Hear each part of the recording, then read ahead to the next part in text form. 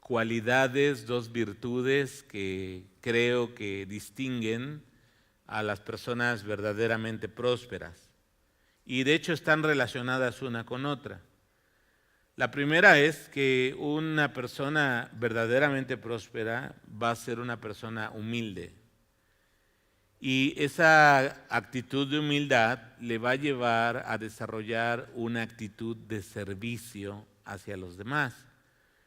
Y es muy interesante, hermanos, porque normalmente pues ni la humildad ni el servicio es algo que se nos dé como de manera natural. Es algo que se aprende, algo que se cultiva, se desarrolla. Y la palabra de Dios nos da ejemplo a través de hombres y mujeres de Dios, pero sobre todo nuestro más grande ejemplo de humildad y de servicio es nuestro Señor Jesús. Y pues la mayoría de nosotros tenemos como nuestros pequeños imperios, nuestras áreas donde nos desarrollamos, donde nos sentimos que somos importantes, ¿no? A veces está en el ámbito de nuestro trabajo, de nuestro ejercicio profesional. A lo mejor alguien más dice, bueno, yo he podido desarrollarme en el ámbito académico y tengo maestrías, doctorados. Pero aún incluso en el ambiente de la iglesia, también de repente las personas desarrollan como sus pequeños imperios, ¿no? Y esos lugares de poder, esos lugares donde se sienten satisfechos, se sienten que tienen como un lugar de importancia y de control. Y pues muchas veces eso es el resultado de que nuestro ego está como un poco fuera de control, ¿no? Creo que esa es una opinión personal mía, ¿no? Pero creo que mientras estemos en esta carne es imposible controlar el ego, ¿no? Así como decir, ya mi ego ha quedado dominado al 100%, ¿no? Yo creo que todos luchamos poquito o muchote con nuestro egoísmo, con nuestro orgullo. Y el Señor quiere que aprendamos a mantenerlo a raya, porque todos los días es como un resorte, ¿no? Que lo aprietas y quiere brincar, ¿no? Y mira lo que dice Jeremías, capítulo 9, versículo 23 y 24, un versículo que es muy conocido, seguramente lo has leído, lo has escuchado. Lo puedes buscar en tu Biblia o lo vamos a tener en pantalla. Jeremías capítulo 9, versículo 23 y 24. Y mira lo que nos dice el Señor. No se alabe el sabio en su sabiduría, ni en su valentía se alabe el valiente, ni el necio se alabe en sus riquezas. Mas alábese en eso el que se hubiere de alabar, en entenderme y conocerme, que yo soy Jehová, que hago misericordia y juicio y justicia en la tierra, porque estas cosas quiero, dice Jehová.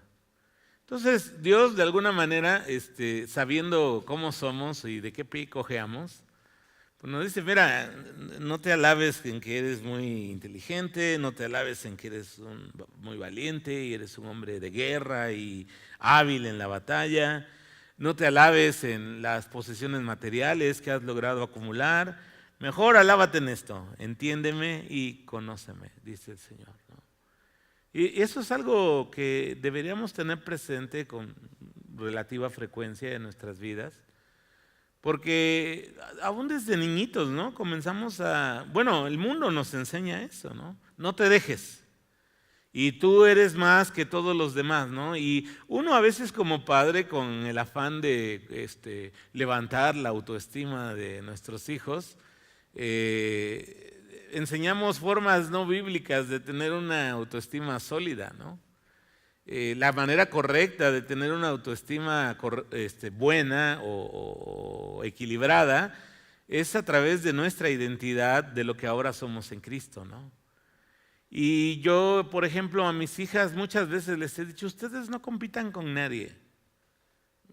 en temas académicos de la escuela, y ya sabes, ¿no? Que quién es más bonita, que quién tiene más popularidad, quién tiene más likes en las redes sociales, etcétera, etcétera. Y eso se va repitiendo en el tiempo, en nuestros tiempos, de los que más o menos son de mi rodada, pues eran otras formas, ¿no? El que salía en el cuadro de honor, o yo, por ejemplo, me acuerdo, pertenecía en la secundaria a un grupo instrumental y tengo mis historias de orgullo, ¿verdad? Luego ahí, no sé si a alguien le he contado, pero cuando yo estaba en primer año de secundaria, el grupo instrumental de mi secundaria ganó el segundo lugar a nivel estatal en las obras que ejecutamos y fuimos a tocar al Palacio Nacional de Bellas Artes.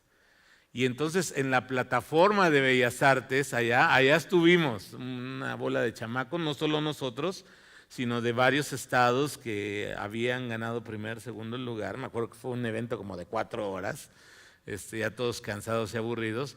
Pero uno como que va queriendo construir esa autoestima, ¿no? En base a los logros. Ahora, no es que no valgan tus logros, el asunto es que el corazón, ¿no? ¿Dónde lo estamos poniendo, no?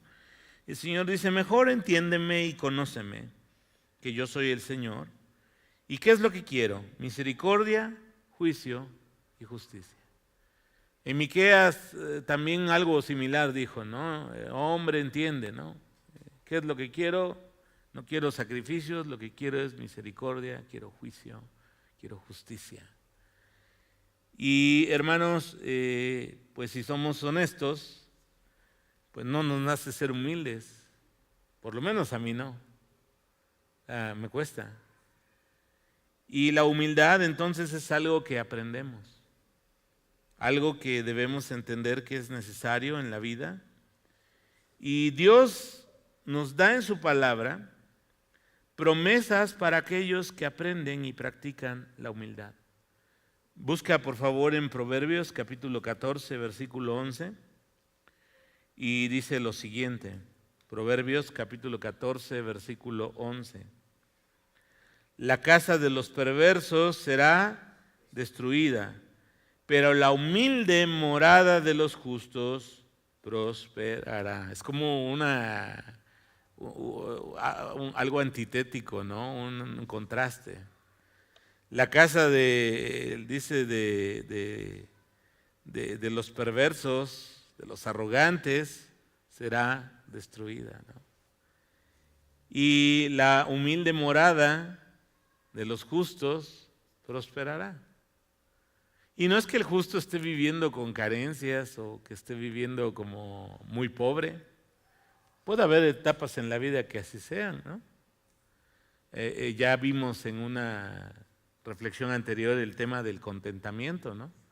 ¿Qué es lo más importante? Que esté yo en la abundancia o esté yo en la escasez, no pierda yo de vista que la fuente de mi bendición y de mi alegría es Dios.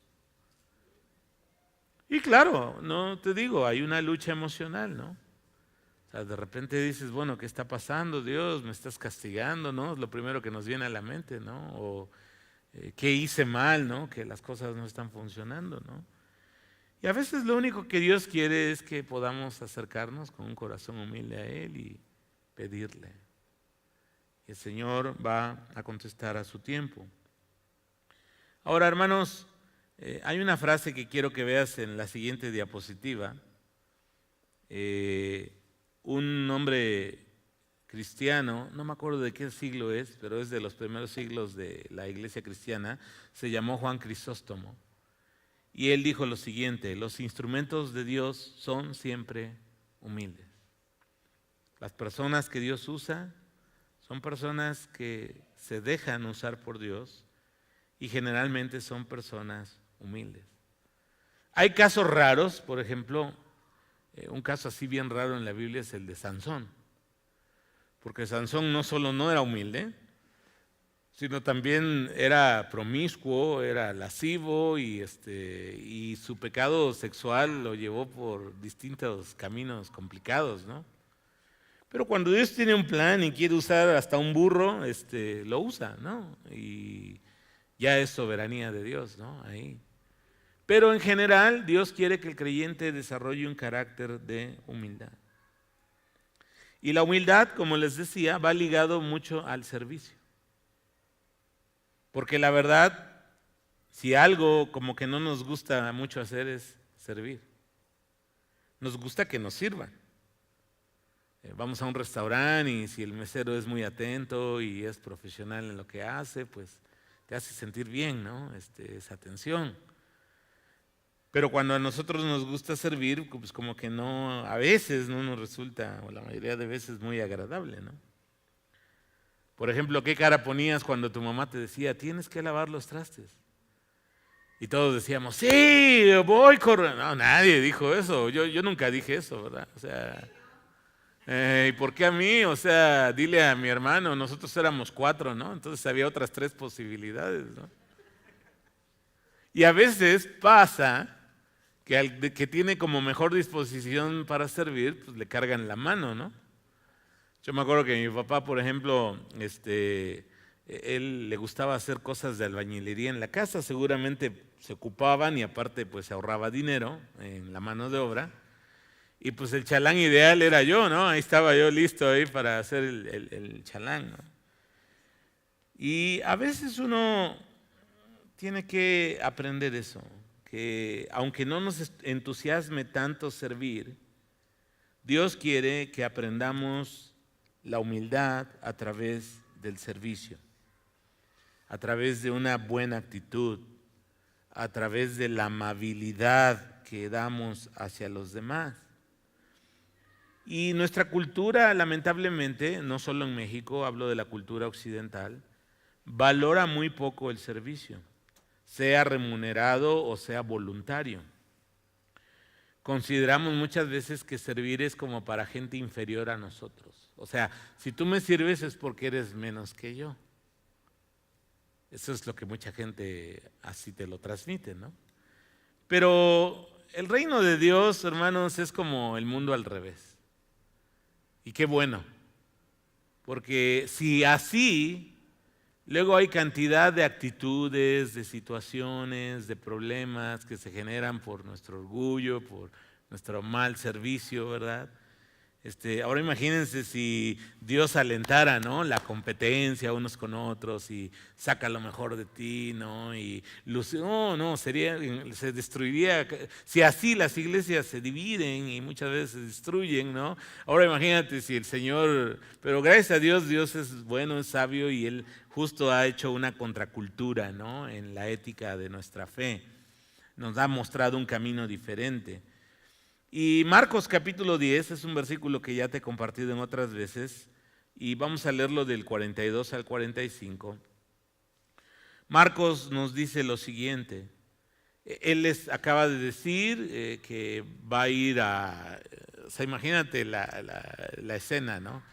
Van a ir a Jerusalén y ahí es necesario que él padezca de los principales líderes, que padezca vituperios de parte del pueblo y finalmente sea muerto. Y los apóstoles, no sé si tenían como un poco cegado el entendimiento, pero empiezan a discutir entonces quién va a ser el primero en el reino de los cielos, ¿no?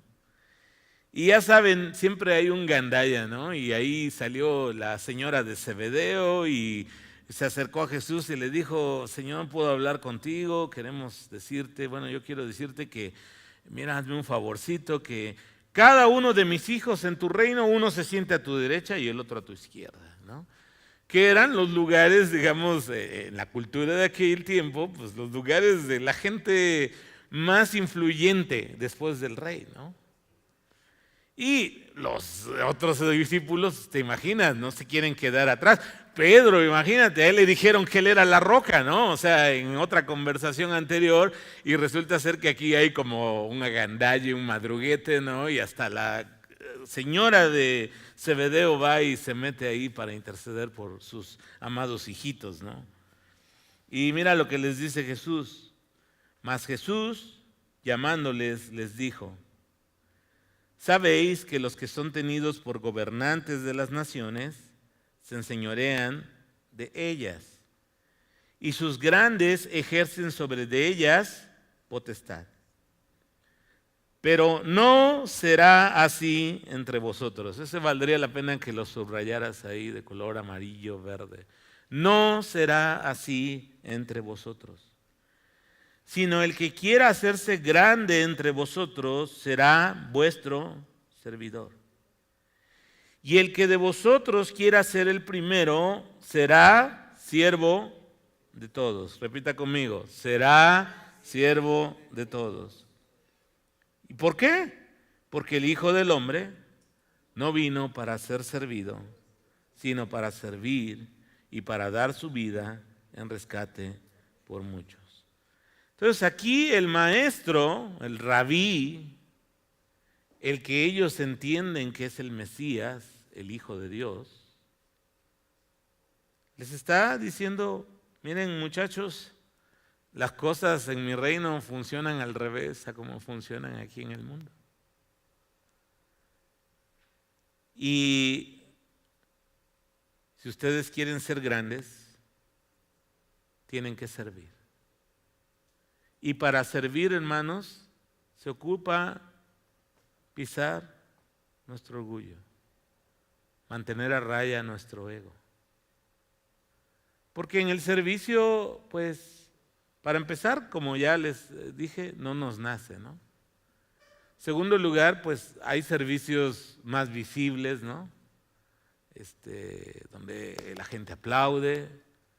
Y hay servicios más de perfil bajo, de el anonimato, ¿no? Y donde a veces a lo mejor nuestro ego dice, bueno, pero pues yo como que mereciera algo más, ¿no? Y justo ahí es donde el Señor pone el dedo, ¿no? En esa llaga, en ese problema de nuestro corazón. Y Él dice, en primer lugar, que servir a otros es el camino a la grandeza en su reino.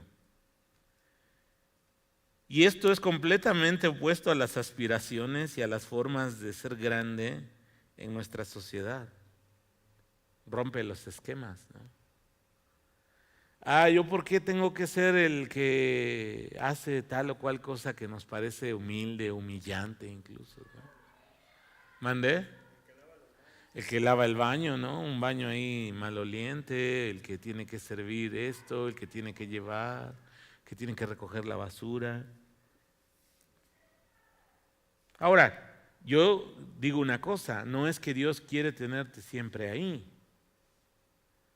Porque también en el reino, si somos fieles en lo poco, el Señor nos va promoviendo para ser fieles en algo más, ¿no? Pero ya son decisiones del Señor. Porque de repente la rivalidad, pues sí se presenta, ¿no? Aún en la iglesia. Me acuerdo cuando los discípulos de Juan van con Juan el Bautista y le dicen, oye, rabí, porque él era otro rabí, ¿no? Aquel que bautizaste hace tiempo ahora bautiza más que tú, tiene más seguidores que tú. Y el evangelista aclara, creo que es en el Evangelio de Juan, que no era Jesús el que bautizaba, sino eran los discípulos de Jesús, ¿no? Los que hacían esa labor. Y entonces Juan contesta sabiamente y le dice, nada le es dado al hombre que no provenga del cielo. Y dijo lo siguiente, es necesario que él crezca y que yo mengue. Juan sabía que él no era el Mesías, lo dijo incluso desde el principio de su ministerio. Juan sabía que él era la voz que clamaría en el desierto y prepararía el camino del Señor. Y Juan sabía que iba a morir, ¿no? Decapitado ahí por Herodes, uno de los Herodes. Así que, hermanos, ese es el camino a la grandeza. Y la rivalidad, te reitero, se da lamentablemente, ¿no? ¿Quién canta mejor? ¿Quién prepara mejor el sermón? ¿O quién es más elocuente al dirigir un servicio, ¿no? ¿O quién da mejor una clase de Biblia? Y empiezan esas comparaciones, ¿no? Ahora, yo te digo una cosa, sí es válido que hagamos lo mejor que lo podamos para el Señor, pero no por rivalidad, no por decir, yo soy el mejor y a mí tienen que darme un lugar de honor, ¿no? Porque soy el mejor. No. Jesús rompe esos paradigmas del mundo y nos dice, mira, aquí grande es sinónimo de siervo. Y ser primero es ser sinónimo de dulos, de esclavo. Y entonces como que eso ya nos corta las alas de nuestro orgullo, ¿no? Y nos hace caer a tierra. Y no es fácil, hermanos. Por ejemplo, en un medio académico como un seminario,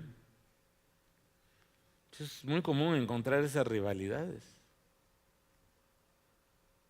Y incluso cuando los que egresan, ¿no?, están buscando oportunidades para servir y trabajar, porque pues, muchos van a recibir una compensación económica, la mayoría está mirando cuántos pesos o cuántos dólares o cuántos dinero es lo que ofrece tal o cual iglesia, ¿no?, para servir, ¿no? Pero yo quiero decirte una cosa, cuando Dios sabe tu necesidad y Dios no es deudor de nadie. Y Dios te da cuando Él quiere. Me acuerdo cuando nosotros llegamos a Guatemala al seminario, como te piden como un currículum previo a que tú ingreses, pues de repente las iglesias que están como con necesidad están buscando personas, ¿no? Y me acuerdo que me fue a ver quien un tiempo fue mi pastor, Mario Enrique, ¿no? Bueno, yo te platiqué, ¿no? Y fue a saludarme y decirme que ellos quisieran como que yo visitara su iglesia y la conociera, ¿no? Y yo acepté, no los conocía, no sabía bien cómo estaba el rollo. Y fuimos, ¿no?, al siguiente domingo a la iglesia. Y fue buena la sorpresa porque nos presentó como a mí y a mi esposa como quienes íbamos a estar trabajando con escuela dominical y adolescentes, ¿no? Y nosotros ni habíamos aceptado o algo así, pero bueno, dijimos, pues si es del Señor, así lo vamos a tomar, ¿no? Y yo me acuerdo que ya en la plática con Mario Enrique, yo le dije que nosotros, le agradezco mucho la confianza y le agradezco también que nos inviten, es un honor, siempre un privilegio servir al Señor. Y nosotros estamos convencidos de congregarnos en una iglesia. Entonces, no necesitamos que nos den un sueldo o una ofrenda, o sea, nosotros por simple convicción personal estamos orando y estamos buscando una iglesia. Y entonces así quedó la plática, ¿no? Pero para sorpresa nuestra, el liderazgo de la iglesia, no sé cuándo hablaron entre ellos, y decidieron darnos una ofrenda que cubría como el 70% de nuestros gastos en Guatemala. Pero nosotros no lo pedimos. El Señor fue quien movió para dárnosla. Ya después todos querían servir en esa iglesia porque otros se enteraban que era una iglesia generosa y de hecho era una iglesia... En Guatemala ocurre un fenómeno muy curioso porque es el primer país en América Latina donde el catolicismo es minoría. Entonces hay iglesias, mega iglesias, quizá como la que ves en la televisión luego de Cacholuna, o hay otra que se llama la Megafrater, así se llama la iglesia, porque es una cosa monstruosa, ¿no? O sea, su auditorio es como el tamaño de Josefa Ortiz de Domínguez de aquí de Querétaro, ¿no? Cabe 5,000 personas, ¿no? La iglesia donde nosotros servimos era una iglesia, digamos, voy a decirlo así, típica en Guatemala, de unos 400 personas que asistían. Mi clase de escuela dominical era de 200 alumnos, de 200 adultos, ahí estaban cada domingo para mi clase de escuela dominical. Y bueno, al Señor de esa manera quiso mostrarnos su apoyo para ese proyecto de prepararnos en el seminario, pero pues doy la gloria al Señor y te lo platico así porque no necesitas estar pidiendo. El Señor va a mover las personas, va a mover las circunstancias. Incluso me acuerdo que cuando nos íbamos ya a regresar, 2 años después de haber servido con ellos, bueno, en el Inter el pastor Mario Enrique me dijo que si no quería yo quedar como pastor principal, que él quería como ya dejar a alguien más el ministerio. Él yo creo que ha de tener ahorita unos 67 años, quizá 68, ¿no? Entonces sí era un poco más mayor que yo, ¿no? En aquel momento él tenía 50 y yo tenía 33, sí, entonces me lleva 17 años, ¿no? Tiene 69, casi 70, ¿no? Bueno, y el asunto es que pues le dijimos que nuestro plan era regresar porque teníamos en nuestro corazón, a diferencia de Guatemala, le dije, en Querétaro y el centro de México, según el INEGI, el 3% pertenece a una iglesia cristiana evangélica, no el más del 50% como allá, ¿no?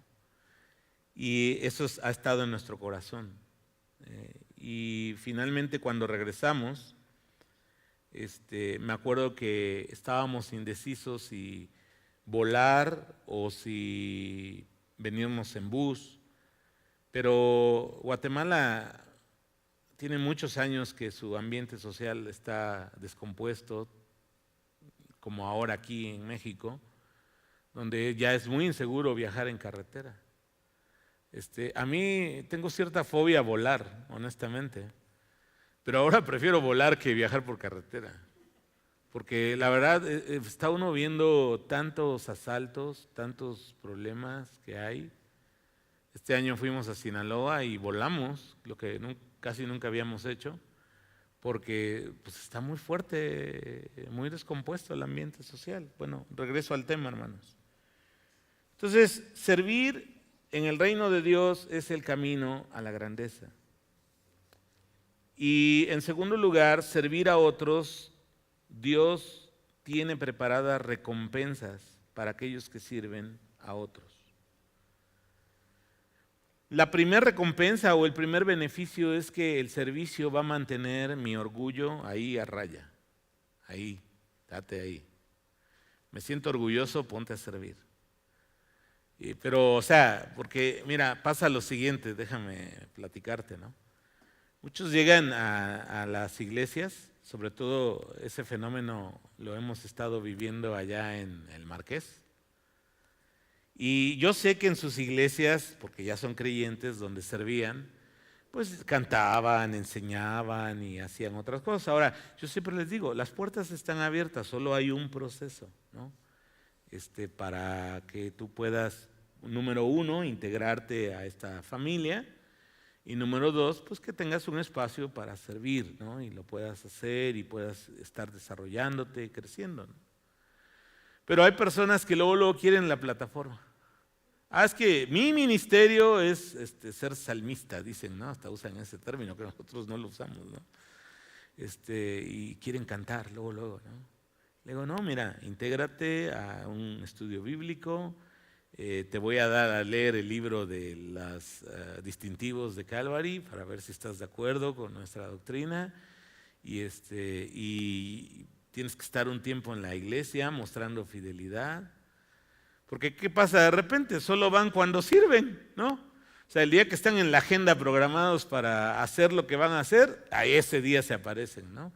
Y el resto de los días, pues ni van, ¿no? Y entonces eso de repente genera fricciones, ¿no? Y enojos, ¿no? Ha habido 2, 3 casos allá en el Marqués que se han salido diciendo pestes, pero pues ya la verdad no me importa. ya después de tantos años, de repente ya uno, o sea, no los estoy tratando mal, no los estoy despreciando, no es que no haya oportunidades para servir, las hay, de hecho, la mies es mucha y los obreros son pocos, ¿no? Pero no quieren servir donde hay necesidad, quieren servir o donde les gusta o donde sienten que más se van a proyectar, ¿no? Ahora, no es malo aspirar a decir, bueno, Dios me dio talento para cantar, Dios me dio talento para tocar, Dios me dio talento, don para enseñar. Está bien. Pero tienes que entender que nada le es dado al hombre si no le es dado del cielo. Entonces, si a mí como pastor de repente Dios me muestra, no me da paz con alguna persona, no me siento, la verdad, culpable de no darle el espacio en la plataforma. Y oro al Señor y le digo, Señor, muéstrame y dame paz con respecto a esta persona, ¿no? Y muchas veces ocurre que nunca me da paz, ¿no?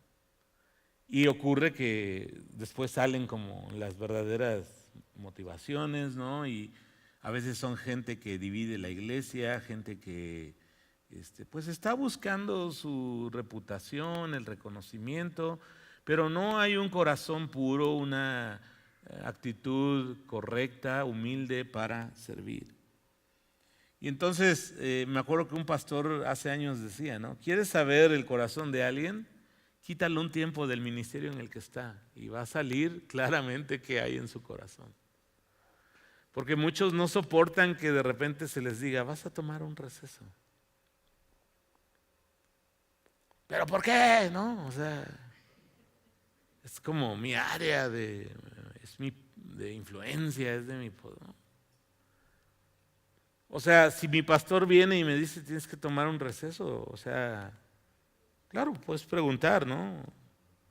Pero tú tienes que decir, ok, voy a servir entonces en otra cosa. Y adelante, ¿no? Ahora, si vas a tomar un receso porque pues andas en desorden en ciertas cosas, pues tienes que tomar un receso, ¿no? Porque es bueno. Porque no nos representamos a nosotros, representamos al Señor, lo cual es un privilegio. Y si yo claramente ando en desorden, o sea, nadie es perfecto, o sea, no me vayas a malentender, yo tengo mis defectos, muchos. Pero cuando ya hay un claro desorden en cierta área de mi vida, ¿no? Es cuando hay que tomar un receso. Y que el Señor nos ayude a poner orden en esa área, ¿no? Imagínate que fuera yo así como muy amable con muchas hermanas de la iglesia, ¿no? Y es obvio que las chicas saben cuando hay una amabilidad que va más allá de ser amable, ¿no? Y he conocido pastores ojo alegre y pastores como demasiado amables con las chicas, ¿no? Sobre todo con las jóvenes y que son bonitas, ¿no? Y como lo he dicho en las clases de hombres, los hombres que han venido, o sea, la gran mayoría de hombres batallamos cuando hay una mujer hermosa y que está enseñando su cuerpo. Pero de eso a como dejarme llevar y que te dejes llevar y que estés, o sea, hay una gran diferencia. Entonces, el servicio, hermanos, va a mantener a raya nuestro orgullo, nuestro ego. En segundo lugar, servir a otros también nos va a ayudar a crecer en nuestra fe en Dios, a confiar en Él, en el lugar en el que nos ha puesto, los dones que nos ha dado y lo que nos está permitiendo hacer. Y te reitero, no es que siempre debes estar limpiando el baño, no, pero si alguna vez lo haces no te cae mal, de veras, porque eso va a llevarme a mirar a Dios, ¿no? Que Él es humilde. Y por otro lado, hermanos, cuando nosotros servimos y tenemos el corazón correcto, vamos a depender de Dios y no tanto de nuestra habilidad. Porque uno puede hacer cosas humanas para que el ministerio prospere. Y si Dios le place hacerlo así, está bien. El domingo se me acercó el hermano Steve, un americano que viene. Él ya es creyente de hace algunos años, no muchos. Y él vivía muy cerca en California de donde el pastor Chuck enseñaba en Costa Mesa. Y bueno, él me ha dicho, ¿no?, varias veces que agradece a Dios por el ministerio aquí en San José y lo que hacemos. Y me dijo algo el domingo que el Señor me dejó pensando. Me dijo, mira, yo sé que no tienes una iglesia llena, pero estás haciendo lo correcto, estás enseñando la palabra. Y muchas veces las iglesias no necesariamente se llenan porque se está enseñando la palabra, sino porque se está enseñando algo atractivo, ¿no? Y muchas veces no es que no podamos hacer atractivo desde el punto de vista pedagógico, de la homilética, cuando enseñas la palabra de Dios, pero muchas veces sí caemos en el error de mezclar filosofías del mundo con lo que enseña la palabra, ¿no? Y, por ejemplo, una serie como esta sobre prosperidad, búscate en otros canales de otras iglesias y no van a hablar de las cualidades que hemos estado hablando. Van a hablar de pacta con Dios y dona en nuestro ministerio y se te va a recontramultiplicar y cosas que no tienen que ver con la palabra, ¿no? Y entonces, en ese sentido, hermanos, pues uno debe mantenerse dependiendo del Señor. Y uno buscando ser fiel al Señor. Ahora, cuando servimos, hermanos, tenemos la oportunidad de mirar de primera mano lo que Dios hace en la vida de otros. Hay veces que uno siente que Dios no está obrando en uno, pero uno se goza cuando ve lo que Dios hace en otros. Y luego eso acaba siendo como un boomerang, ¿no? Dios obrando entonces también en mí. La tercera cosa que es un beneficio o una recompensa, hermanos, de servir, es que tenemos un crecimiento personal. Porque para servir hay que aprender, hay que desarrollar nuevas habilidades, hay que imitar al Señor como nuestro modelo de siervo. Hay que aprender a dar. Acuérdate lo que dijo Hechos 20:35, más bienaventurado es dar que recibir.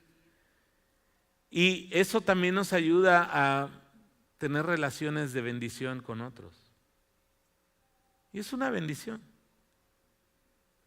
Y ahora te voy a decir algo que quiero que lo tomes como un consejo. No esperes recibir siempre gratitud de aquellos a quienes sirves, porque te vas a amargar. O sea, nuestra recompensa la recibimos del Señor. Ni un vaso de agua se le va a ir al Señor, y lo va a recompensar en esta vida y en el reino. Porque si nosotros estamos como esperando la gratitud de aquellos a quienes servimos, habrá ocasiones que la vamos a percibir tan bonito, tan lindo, de maneras prácticas, como esta semana muchos de ustedes han estado orando por mí, por mi familia. Y eso quebranta mi corazón y me hace estar agradecido. Porque muchas veces uno como pastor, hermanos, generalmente recibe o críticas o exigencias. A mí honestamente no me gusta recibir adulaciones. Si alguien llega y me dice, qué buena estuvo la prédica, pues es la palabra de Dios, hermano, gracias a Dios, ¿no? Porque el diablo es astuto y puede desviar el corazón de uno, ¿no? Pero no esperemos entonces. Yo sí te animo, ¿no?, a que seas agradecido con aquellos que te bendicen. Lo he dicho aquí, lo he dicho en el Marqués, ¿no?, a los papás que tienen hijos. ¿Cuándo has ido a agradecerle a los maestros de escuela dominical que soportan a tus bendis, ¿no? O sea, a veces bien mal educadas, bien mal formadas, ¿no?, y que son complicados en escuela. Hemos tenido, no ahora creo, pero ha habido momentos en la vida de la iglesia que hemos tenido niños muy complicados. ¿Y qué crees? Con papás muy complicados también, ¿no? Y en lugar de recibir una palabra de aliento, el que te digan, estoy orando por usted, hermano, maestro, como te digan, ¿no? No, ¿cuál? Te dan una buena cepillada, ¿no? Y finalmente, hermanos, servir a otros, Dios dice que va a dar recompensas. Y este pasaje lo he compartido varias veces en la cena de servidores. Hebreos 6:10, mira lo que dice la palabra. Pues Dios no es injusto, no olvidará con cuánto esfuerzo han trabajado para Él. Fíjate, no olvidará. Y cómo han demostrado su amor por Él sirviendo a otros creyentes, como todavía lo hacen. Y mira, servir cansa, desgasta. Incluso yo en varias ocasiones a los servidores y al equipo les he dicho, mira, si en algún momento lo que estás haciendo ya lo estás haciendo de mala gana, es momento de tomar un descansito, porque no te va a bendecir. Y entonces les digo, mira, tómate un breve tiempo, no es que estés fuera, simplemente estás descansando.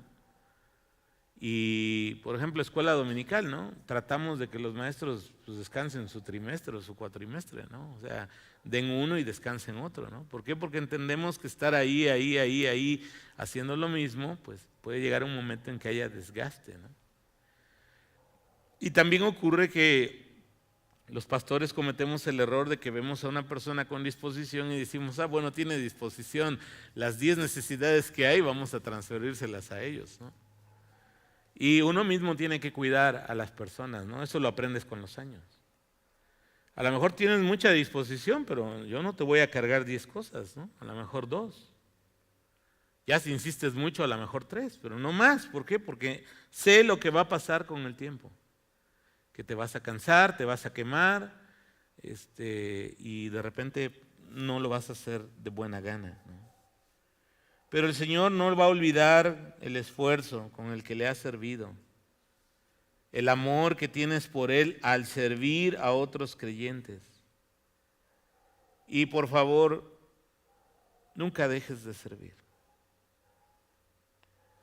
He conocido creyentes que me han dicho, pastor, yo ya serví muchos años y ahora no tengo ánimo de servir.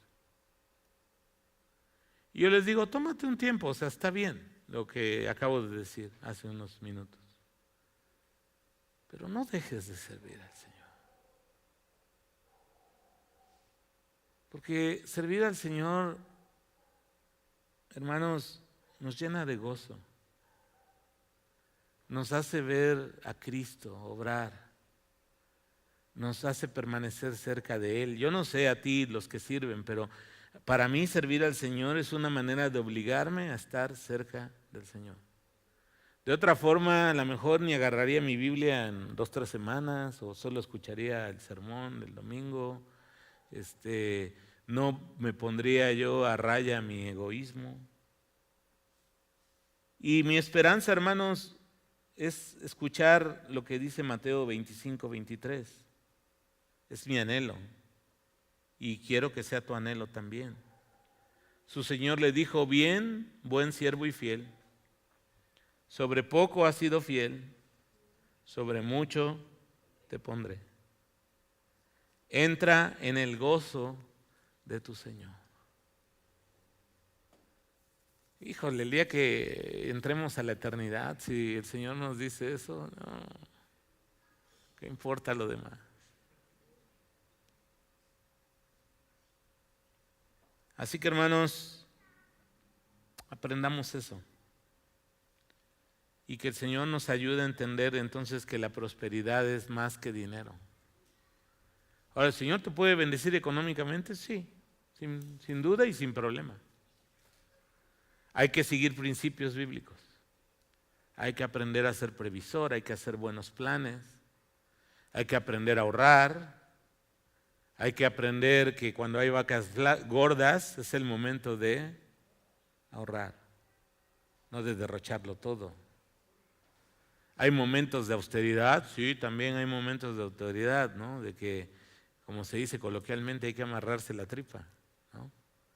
Pero el Señor es bueno, hermanos, y el Señor es fiel. Y como escribe David, no me acuerdo si es el Salmo 34 o el 37, fui joven y he envejecido y nunca he visto un justo olvidado, ni su descendencia que mendigue el pan. Así que, digamos también como dijo el salmista, no me des tampoco que a lo mejor reniegue contra tu nombre, ni me des mucho que a lo mejor me olvide de ti. Yo creo que Dios sabe nuestro corazón y Él nos va a dar siempre lo que necesitamos. Amén. Entonces oremos y pues si estás en necesidad económica, me gustaría orar por ti. Y así quédate sentado, vamos a cerrar nuestros ojos, todos con sus ojos cerrados. Y si hay alguien en necesidad económica, ahorita que estamos con los ojos cerrados, yo sí los tengo abiertos, solo levántame tu mano para saber y gracias, y estar orando por ustedes, por ti. Gracias. Señor, tú sabes nuestras necesidades. Y sabemos que eres un Padre, que eres un proveedor generoso. Y quiero suplicarte, Señor, por mis hermanos y hermanas que están padeciendo estrechez económica, un tiempo de vacas flacas. Quiero pedirte, mi Señor, que tú les abras tu mano generosa, que multipliques, Señor, los recursos que les das, que prosperes sus trabajos, que prosperes sus negocios, que también, Señor, les des la sabiduría para aplicar principios bíblicos que hemos visto a través de esta serie. Señor, que podamos venir y derramar nuestro corazón delante de ti. Venir al trono de la gracia, Señor, y alcanzar el oportuno socorro. Y Padre, sabemos que a su debido tiempo tú contestarás, tú darás y tú bendecirás al justo, Señor. Y quiero pedirte, Padre, que a mis hermanos que lo han manifestado y también a los que no y al resto de la congregación, tú puedas, Señor, extenderles tu favor, tu gracia, tu misericordia, y que las personas puedan ver en nosotros algo diferente, que eres tú proveyendo para cada necesidad de nuestra vida. Y Señor, si es necesario pasar por esa escasez, que nuestro corazón esté contento. Y cuando abra, Señor, tu mano para darnos con generosidad y abundancia, que nuestro corazón no se vuelva loco y podamos también estar contentos. Porque nada trajimos, Señor, y nada nos hemos de llevar de este mundo. Pero lo que sí, Señor, no trajimos y nos podemos llevar es la esperanza gloriosa de ver tu rostro, de estar contigo, de estar en tu reino. Y no solo eso, reinar con Cristo por siempre. Eso es algo increíble, Señor. Y te pedimos, Señor, que nos bendigas en esta noche de una forma especial. Gracias por tu palabra, porque ella es verdad. Y cuando la escudriñamos, cuando le damos el sentido que ella tiene, descubrimos algo mucho más grande que, Señor, la basura barata que muchas veces, que es del mundo y que muchas veces se enseña en las iglesias. Padre, te pedimos tu bendición y tu cuidado para cada matrimonio, para cada persona, para cada familia. En el nombre precioso de Jesús oramos. Amén. Que Dios bendiga su palabra, hermanos.